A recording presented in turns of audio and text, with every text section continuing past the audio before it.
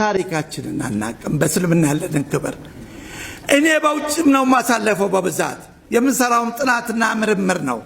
ዛሬ ባለም አቀፍ ምን እየሄደ ስለ ስልምና ያለውን ስልምና ሃይማኖት ባጋጣሚ የኋላ ቀር አስተሳሰብ ተባለ ከዛ አክራሪ ተባለ ከዛ ደግሞ አሸባሪ ብለው ሰየሙት ሁሉም ውጤት ያላመጣም ብቸኛ አማራጭ በአሁኑ ጊዜ ሶሻሊዝም ፈራረሰ ካፒታሊዝም ፈራረሰ ብቸኛ አማራጭ እስልምና ሃይማኖት ላይ ነው የሚለው ድምዳሜ ደርሰዋል እኛ አይደለም ምዕራባውያን እየመሰከሩልኝ ነው በዓለማችን 8400 የጥናትና የምርምር ሴንተሮች አሉ 4500 አሜሪካ ነው ያለው ሁሉም ትኩረት የሚሰጡት የእስልምና ሃይማኖት የታወጀ በማን አማካይነት በዛን ጊዜ ምን ችግር ነው ያጋጠመው የሚለው ነጥብ ነው እየተነሳ የሚወሳው የታወጀ መካ በማን አማካይነት በነብዩ መሐመድ ሰለላሁ ዐለይሂ ወሰለም አማካይነት በዛን ጊዜ ችግር ምን አጋጠመው ሀበሻ እንደ ሀገር ሀበሾች እንደ ዜጋ ንጉስ አስሐባ እንደ ንጉስ በጎናቸው ቆሞ ይሄን ዓለም አቀፋዊ መልእክት መሰረት ለመጣል ስለዚህ የኢትዮጵያን እስልምና ያጠኑት ነው የትራለው ገጠር ዑለማዎች ናቸው ድርሰታቸው ያለው ተባለ እየሰበሰቡ ይወሰዱ እየቸበቸቡት ነው ወደ ውጭ ሀገር ጥናትና ምርምር እየተካሄደበት ነው ያለው የኔ አጀንዳ ስለዚህ የታሪኬ ምንድነው ይሄንን ትንሽ አዳምጡኝ እዚህ ላይ ትልቅ ታሪክ በተለይ ትውልዱን የሚያውቀው ፈልግ ነው ሌላው እንኳን እንዳወቀ ባለቤትም ቢሆን ይሄ ትውልድ ግን ማወቅ ያለበት ትልቅ ታሪክ አለ ነብዩ ሰለላሁ ዐለይሂ ወሰለም ከ570 ተወልደው እስከ 630 ጊዜ ነው አመተ ነው የቆዩት እዚህ ሂጅራ የለኝም በምዕራባውያን አቆጣጠር ነው የሚሄደው ከ570 እስከ 610 ምን ይመስል ነበር ታሪካቸው በመካ ውስጥ ታማኙ መሐመድ ፍትሃዊ መሐመድ ሐቀኛው መሐመድ ያን ጊዜ ባንክ እንኳን ነበረም ብሔራዊ ባንክ የለ ሲቲ ባንክ የለ ነጋዴዎች አደራቸውን የሚያስቀምጡት እሳቸው ጋር ነበር ማለት እንችላለን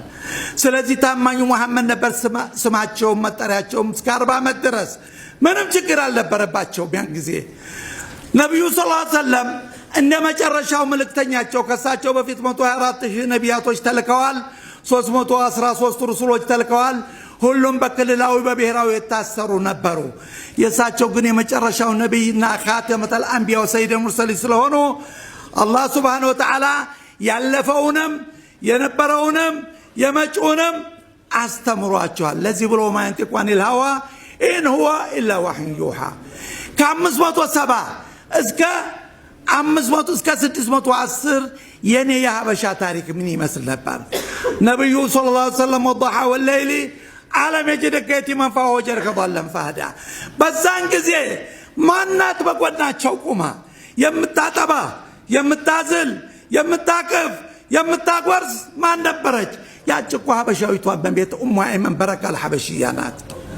በረከል ሐበሽያ ማለት ታሪክ ወረጅም ነው የሷ ለማንኛውም ያላህ ጥበብ ሆነና ነብዩ ሰለላሁ ዐለይሂ ወሰለም በርግዝና ያለው አባታቸው ናቱ ከዛ በኋላ የተቀበለቻቸው ያሳደገቻቸው ኡሙ አይመን ነች 6 ዓመት እስከሚሞላቸው ድረስ ምንም እንትናው የቲም ሆነው ያደጉት ከአባታቸው የወረሱት 5 ግመሎችና አንዲት መጠለያ ወይም ፍየሎች ብቻና ይቺ ኡሙ አይመን ብቻ ናቸው ቤት የላቸው መጠለያ የላቸው ትልቅ መልእክት ነው የያዙት ይሄን ባያዙበት ሰዓት ላይ ኡሙ አይመንን አላህ Subhanahu Wa Ta'ala እዛ ቤት እንዲያገልጋይ አድርጎ መደባት ኡሙ አይመን ታሪኳ ላይ እንደምትለው እኔ ያለች ያን ጊዜ በአብርሃም ዘመቻ የተማረከች ነች በወጣትነቴ አገሬን ቤተሰቤን ወገኖችን ትቼ በመሰደድና አገልጋይ በመሆኔ ትልቅ ሐዘን ይሰማኝ ነበር ግን ያን ህፃን ገና ከናቶ ሆድ ሲወጣ ሳየው ልቤ ላይ አንድ ፍቅር ፈጠረብኝ አለች አገሯን ረሳች ዘመዶቿን ረሳች ወጣትነቷን ረሳች ትኩረቷ በሙሉ እሳቸውን የማቀፍ የማሳደግ ሁኔታ ሆነ ሐሊመቱ ሳዲያ ልክ ነው ወስዳቸዋለች ለ4 ዓመት ያህል ከዛ በኋላ ግን 6 ዓመት ሲሞላቸው እናታቸው አሚናና አያታቸው አብዱል ሙጦሊብ የ110 ዓመት አዛውንት ከዛ ኡሙ አይመን ሆነው ወደ መዲና ተጓዙ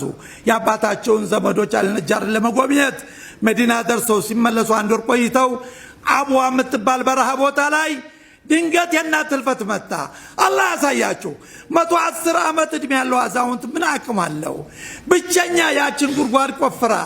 አስተኝታ አፈሩን ጥላ ደፍና ያንን የ6 ዓመት ሕፃን በጀርባው አዝላ እያለቀሰባት ይዛ መካ ገባች።